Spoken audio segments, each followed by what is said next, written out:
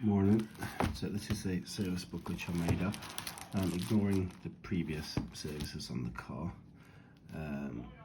22 onwards was in my ownership. Aircon digital control unit. There's nothing wrong with the old one, I just didn't like it. Plus the, what do you call it, the customs and excise. Everything is imported. Extra spare keys. That was a service over there.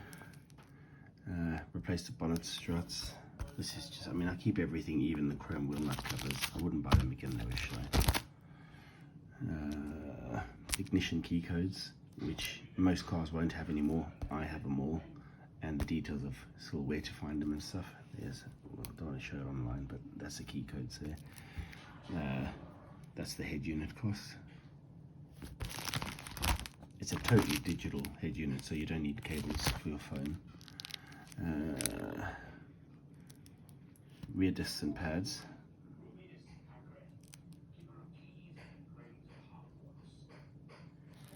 Short shifter, the air intake, solar tune,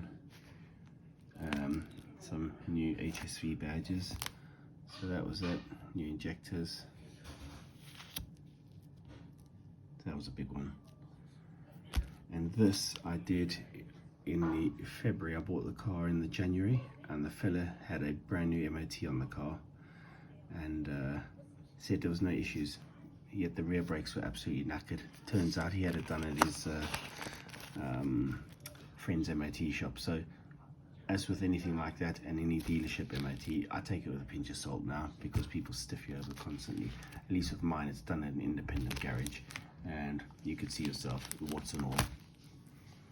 That was the cost of installing that 850 quid head unit.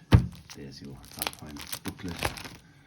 That's just regular information on certain issues with these cars, rather than having a look on the internet. None of these have happened to the car, but it's just, I just copy and paste it whilst I was finding stuff. Vehicle spec info, how to reset stuff, part numbers, geometry, that sort of stuff. It just makes it easier. I also do have a Haynes manual for this car, which you don't really get in this country.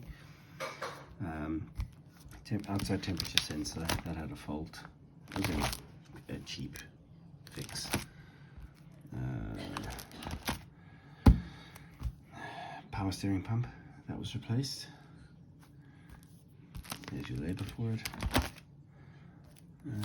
What have we got here? Exhaust valves. That was a cost of 2 valves to me. You don't get these on 99% of these cars, so I can make the car louder and quieter, because I don't like to drive it loud everywhere.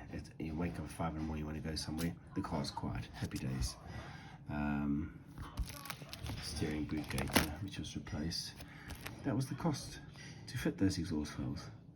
So they had to do some repair to the exhaust underneath, a little bit of welding, but you know, no cost has been spared. Inner door handle, imported from Australia, because the old one was slightly scratched somebody's ring finger. MOT. Right, down here another service. Power. Main one was the Continental Sport contact tires. So again, I don't skimp on the tires. It is what it is. It costs money. There's your MOT.